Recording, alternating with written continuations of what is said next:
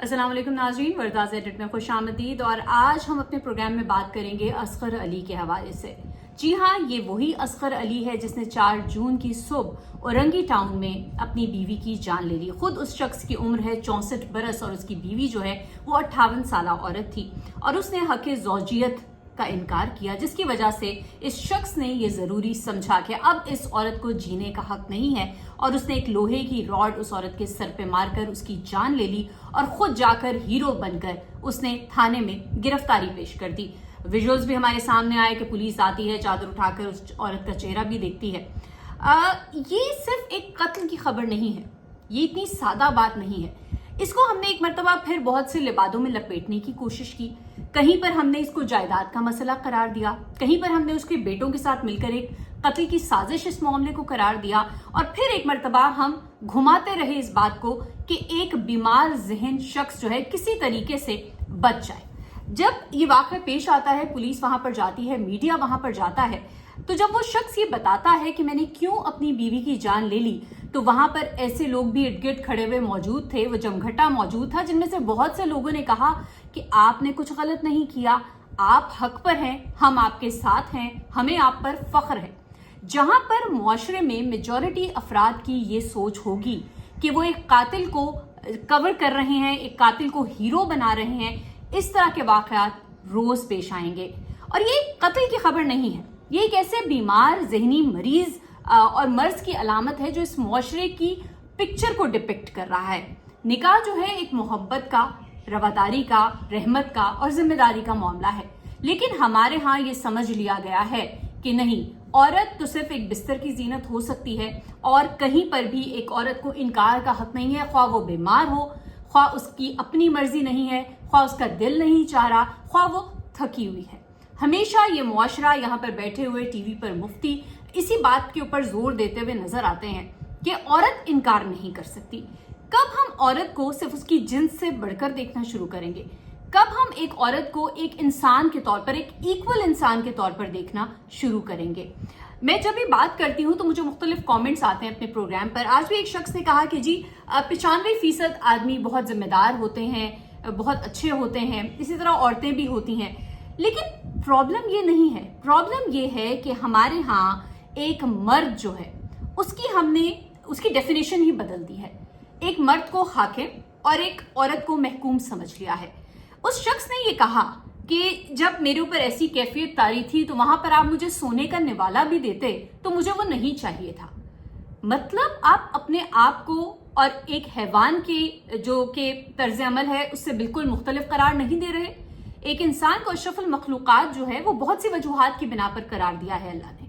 उसको अपने नफ्स पर भी काबू है, उसको अपने जज्बात पर भी काबू है, वो अपने फेल, कौल और फेल जो है उनके ऊपर भी काबू रखता है और उसके बाद जो है एक इंसान का तर्ज अमल उसको अशरफुल मखलूकात बनाता है। इस कत्ल के बाद भी हमने देखा कि जहां पर उसके बेटों को इन्वॉल्व करने की कोशिश की गई, कहा गया कि शायद ये कोई दुकान का चक्कर था जिसकी वजह से उसके बेटों ने जान ले ली मां की और उसके बाद बाप ने जिम्मेदारी कबूल कर ली। वहां पे भी उसको ही हीरो बनाने की कोशिश की गई, लेकिन उसके बाद एक और किरदार सामने आता है, वो उस शख्स के बेटे का है। उसने उस घर की हालत जार दिखाई। उसने कहा कि जी मीडिया पे स्पेकुलेशंस हैं कि हमारी तो कोई जूतों की फैक्ट्री है, हमारी दुकानें हैं, हमारे घर का हाल देख लें कि गुर्बत यहाँ की दीवारों से टपक रही है, आप कैसे इस तरह की स्टोरीज घड़ सकते हैं। इसके अलावा उसने अपने बाप के तर्ज अमल पर भी रोशनी डाली। उसने ये कहा कि हम बचपन से देख रहे हैं, इवन ना सिर्फ हमारी माँ के साथ, हमारे साथ भी हमारे बाप का रवैया यही था कि जब उसको गुस्सा आता है तो उसके हाथ में कोई स्टील की चीज है, उसके हाथ में कोई जूता है, उसके हाथ में कोई पत्थर है, डंडा है, वो शख्स दे मारता है। ये है उस शख्स का तर्ज अमल और यहाँ पर वो शख्स जो है हीरो बन रहा है और उसको बनाया जा रहा है। जब भी ऐसे वाकयात होते हैं ना तो हम उनको मजहब के लिबादे में भी लपेटते हैं, हम तौजीहात पेश करते हैं, हम अपनी मर्जी की जो है वो उसकी डिपिक्शन करने की कोशिश करते हैं, ट्रांसलेशन करने की कोशिश करते हैं। इस्लाम में इज़्दिवाजी हुकूक यकीनन मौजूद हैं, इससे कोई इनकार नहीं है, लेकिन कोई हक किसी की जान, इज्जत, तहफ़्फ़ुज़ और हुर्मत से बड़ा नहीं हो सकता। और कुरान पाक में किस तरह बयान किया गया है एक औरत और मर्द के ताल्लुक को। कुरान पाक में ये फरमाया है अल्लाह ताला ने, ताकि तुम उनसे सुकून हासिल करो और अल्लाह ने तुम्हारे दरमियान मोहब्बत और रहमत रख दी है। ये सूरह रोम की आयत है। गौर करें, कुरान ने निकाह के मरकज में सुकून, मोहब्बत और रहमत जो है वो रखी है, लेकिन हमने इसको क्या मायने दे दिए हैं, हमने इसको क्या पैमाना बना लिया है। कुरान पाक में इस तरह से भी मियाँ बीवी की ताल्लुक को जाहिर किया गया है। एक और आयत का तर्जुमा सूरह बकरा में ये आयत है कि वो तुम्हारे लिए लिबास हैं और तुम उनके लिए लिबास हो। लिबास इंसान को ढांपता है, उसको जख्मी नहीं करता, उसको इज्जत देता है, इज्जत लूटता नहीं है। लिबास हिफाजत देता है, खौफ नहीं देता। और मैं ये सोच रही हूँ उस 58 साला औरत की जिंदगी कैसी गुजरी होगी इस बीमार जहन शख्स के साथ। इस उम्र के लोगों के हवाले से तो लोग ये सोचते हैं कि ये बुजुर्ग आदमी है। आप बस में, किसी पब्लिक ट्रांसपोर्ट में ऐसे शख्स को फौरन उठ के जगह दे देते हैं कि ये बुजुर्ग हैं। हम ऐसे लोगों के करीब बच्चे जब जाते हैं तो हम समझते हैं ये बुजुर्ग आदमी है, दुआ देगा, शफकत देगा, लेकिन उसके अंदर एक निहायत घिनौना हैवान भी मौजूद है। और ये हमारे एक मिसाल सामने आई है उभर के कि ऐसे लोग इतने बेजरर नहीं हैं, ऐसे लोग जान भी ले लेते हैं और ऐसे लोगों को अपने नफ्स पर भी काबू नहीं रहता। हमें अपने बच्चों को इस तरह के बीमार जहनियत से भी बचाने की जरूरत है।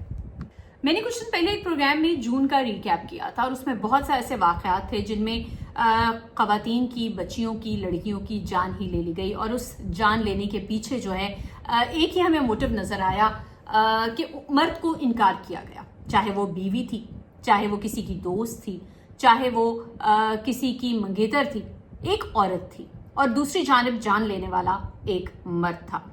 हम ये देखते हैं कि जब औरत की उम्र बढ़ती है तो उसके अंदर जवानी वाली ना ताकत रहती है, ना जज्बात रहते हैं।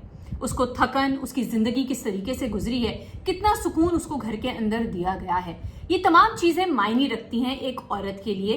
और इज्जत उसको कितनी मिली है उस शख्स से, अपने शौहर से, और उसके बाद वो किस तरीके से एक्ट करती है।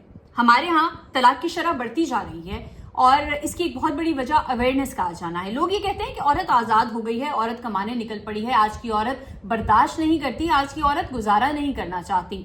तो बर्दाश्त और गुजारा यकीनन हर इंसान को करना चाहिए, मर्द को भी करना चाहिए, औरत को भी करना चाहिए, लेकिन ये सिर्फ चीज़ औरत के साथ जोड़ दी गई है। और जहां पर तलाकें नहीं होती वहां पर जान ले ली जाती है।